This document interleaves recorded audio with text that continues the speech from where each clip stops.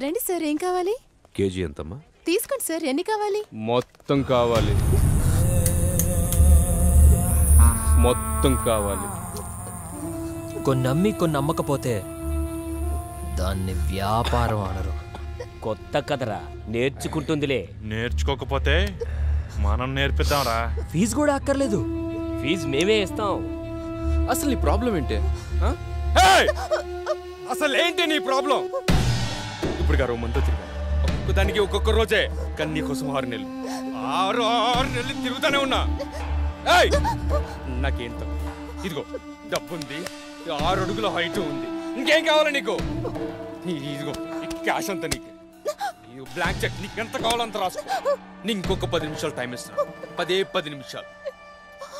ఒప్పుకోకపోతే ఎత్తుకెళ్తా.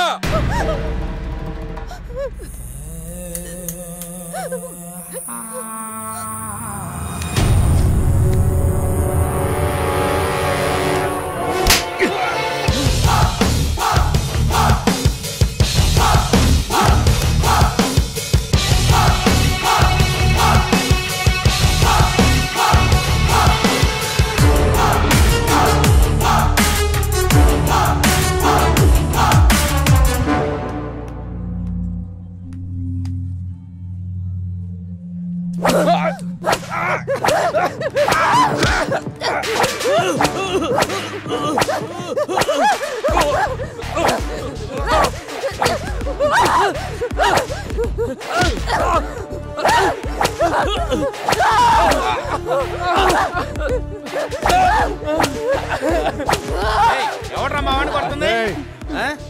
ఏసీపీ రాజేంద్ర. అయితే గట్టిగా మాట్లాడితే గుడ్డలు తీసుకొచ్చబెడతా. రమ్య, సార్ నువ్వు రామా, నువ్వు రా, సాల్వ్ చేసుకుంటారు. ఇక్కడ బాబాయ్ అంటే ఎవడు? ముందుకురా. రా, ఈ డబ్బు మీ వాడిచ్చింది.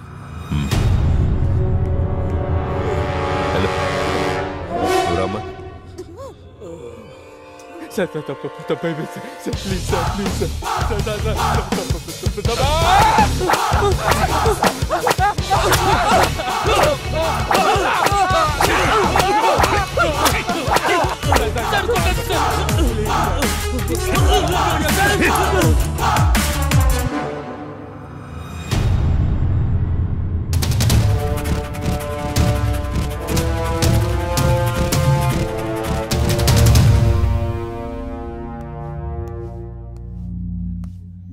పవన్ కుమార్ అలియాస్ లారా, అవునా? వెళ్ళి అక్కడ కూర్చో. నమస్తేనా. నమస్తే తమ్ముడు. దా తమ్ముడు, ఇది చాలా మామూలు. కొత్తగా వచ్చిన ప్రతి ఒక్కరూ ఇలానే పిలుస్తారు, వార్నింగ్ ఇస్తారు, మనం విని వెళ్ళిపోతాం. సైరన్ రమేష్, అవునా? అటెలు. నమస్తే సైరన్.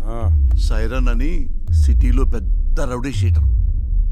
ఈ సిటీలో ఎక్కడ ఏం జరిగినా సరే పంచాయతీకి మనోడి దగ్గర రావాల్సిందే, మనోడు సెటిల్ చేయాల్సిందే. అల్లా యేసు ఓం నమ శివాయ. వీరదాసు రాసుకో. అందరూ ఇక్కడే ఉన్నారు, నాకు తెలుసు మీరు వస్తారని. నమస్తే సార్. సార్, మీరు మీటింగులు పెట్టాల్సిన పనే లేదు. ఏసీపీ గారి సిన్సియారిటీ మొత్తం తెలిసిపోయింది. ఏసీపీ గారు ఇక్కడే ఉండాలని దేవుణ్ణి మొక్కొని వస్తున్నాను. తీసుకోండి సార్. ఏంటయ్యా, ఏ రౌడీ అయినా సిన్సియర్ పోలీస్ ఆఫీసర్ ట్రాన్స్ఫర్ అవ్వాలని కోరుకుంటారు. నువ్వేంటి ఇక్కడే ఉండాలని కోరుకుంటున్నావు? సార్, నేను మొదట్లో అలాగే అనుకున్నా. పోలీసులు మనోళ్ళు అయితే కేసులు తీసేస్తారు, కానీ కక్షలో ఇక్కడ దాకా చాగుతాయి. రాసుంటే బతుకుతాం, లేకపోతే పోతాం. అందుకే ఏసీపీ గారు ఇక్కడే ఉండాలని దేవుణ్ణి మొక్కున్నాను సార్. మణికంఠ, అవునా? లోపలికి వెళ్ళండి. నమస్తే అన్న. నిన్ను కూడా పిలిచారా? కూర్చోండి. నమస్తే అన్న. మణి అని ఓల్డ్ రౌడీ షీటర్. ఒకప్పుడు పెద్ద ముదురు, ఇప్పుడు సాధువులా మారిపోయాడు.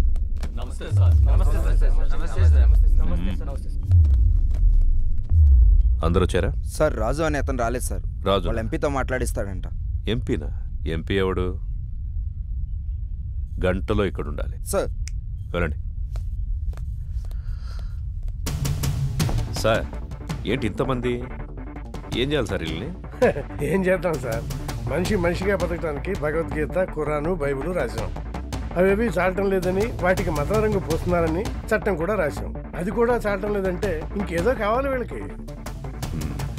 పంపించండి సార్. మణికంఠ అలియాస్ మణి, దాదాపు 10 సంవత్సరాలు, 9 మర్డర్ కేసులు, 6 అటెంప్ట్ మర్డర్ కేసులు, 15 సెటిల్మెంట్ కేసులు, అన్నీ వదిలేసి ప్రశాంత జీవితం. ఎలా అనిపిస్తుంది ఇప్పుడు? ఇప్పటిదాకా ఎలా బ్రతకగలిగానా అనిపిస్తుంది సార్. అప్పుడేదో ఆవేశంలో ఏదో సాధిద్దామని కత్తి పట్టుకొని తిరిగాను.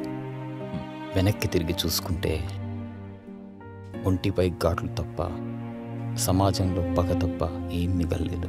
మరి సడన్గా ఇంత మార్పు ఏంటి? 3 సంవత్సరాల క్రితం 10వ తరగతి చదివే నా కూతుర్ని ఎగ్జామ్స్ రాయించడానికి తీసుకెళ్తుంటే అటాక్ చేశాను.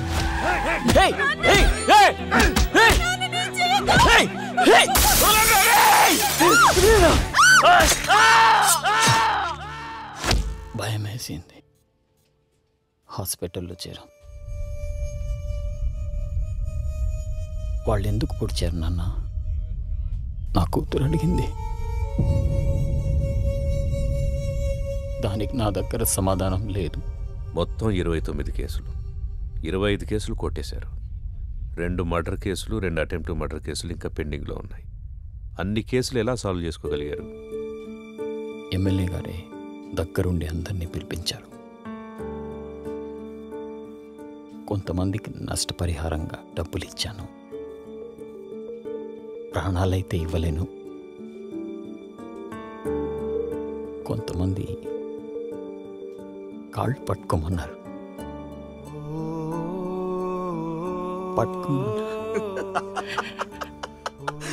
మణిగాడు నా కాళ్ళు పట్టుకున్నాడు. రే మణిగాడు నా కాళ్ళు పట్టుకున్నాడు. మణిగాడు నా కాళ్ళు పట్టుకున్నాడు. బతుకు పోరా నా కొడక్క. ఇంకొంతమంది నేను నా ప్రాణాలు కావాలన్నా వదిలేస్తామా? వాడు కాళ్ళు పట్టుకుంటే వదిలేస్తామా?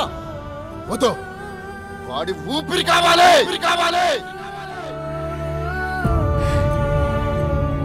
నా ప్రాణాల కోసం వాళ్ళ క్షమభిక్ష కోసం నేను ఎదురు చూస్తున్నాను సార్. జనాల్ని ఇంత భయపెట్టారు కదా, జనం ఎలా నమ్ముతారు ఇప్పుడు మిమ్మల్ని? ఒక మనిషే నమ్మలేని ఈ రోజుల్లో మాలాంటి రౌడీల్ని ఎవరు నమ్ముతారు? ఎందుకు నమ్ముతారు? ఎనీహో మీ ప్రయత్నం బాగుంది, కానీ మీ పేరు మాత్రం నా దగ్గర వినిపించకుండా చూసుకోండి. వెళ్ళండి. మంచిది.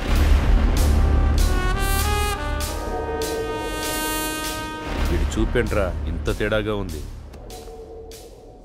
చూడు ట్రాక్ రికార్డ్ ఎట్టు విందో.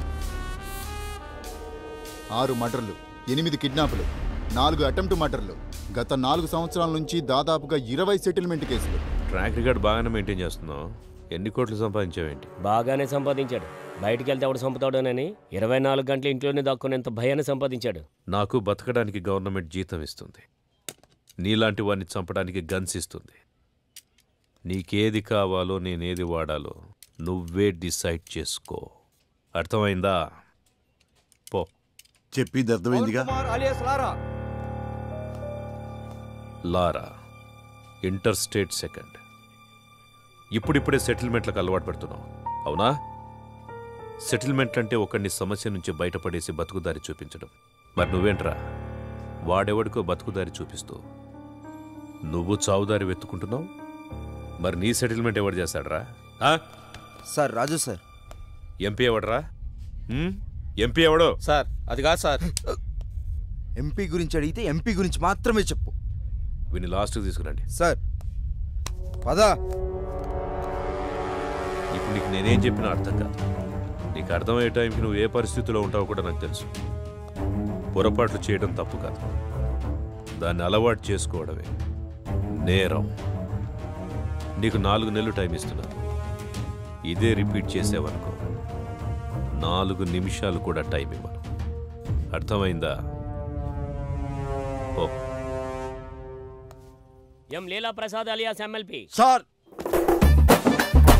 ఏంటి ఎమ్మెల్పీ గారు మంచి జోరు మీద ఉన్నట్టున్నారు?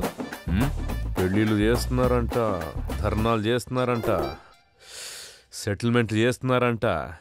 ఎమ్మెల్యే అవుతాడేమో. మేరా భారత్ మహాన్, జై ఆంధ్ర, జై తెలంగాణ. ఎమ్మెల్పీ అన్న వస్తాడు కదరా, వెయిట్ చేద్దాం.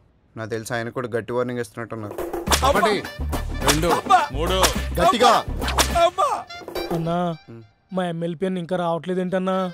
అరే వస్తాడ్రా. 33 34 35 36. వ్యాపిస్తావా? అవును sir, thank you sir. Okay అన్నా మా అన్న ఇంకా రావట్లేదన్నా.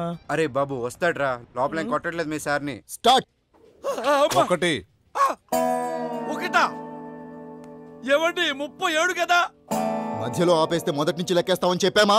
అయ్యా మీకు మీ తోలు పెట్టుకోదన్నవయ్యా. ఇక నుంచి మీరేం చెబితే చేస్తానయ్యా. చూడు, ఇక నుంచి మనం ఎప్పుడు కలిసినా ఇలాగే కలుస్తాం. డిసైడ్ చేసుకో. నువ్వు నన్ను కలవడమా, బయటికి వెళ్ళి లారాని కలవడమా, నువ్వే డిసైడ్ చేసుకో. అన్నా ఏమన్నాడు? తమ్ముడు, నేను చెప్పే వరకు మీరెవ్వరూ నా టచ్లోకి రావద్దు. ఫోన్ చేయొద్దు, మెసేజ్ పంపించొద్దు, వాట్సాప్లోకి రావద్దు.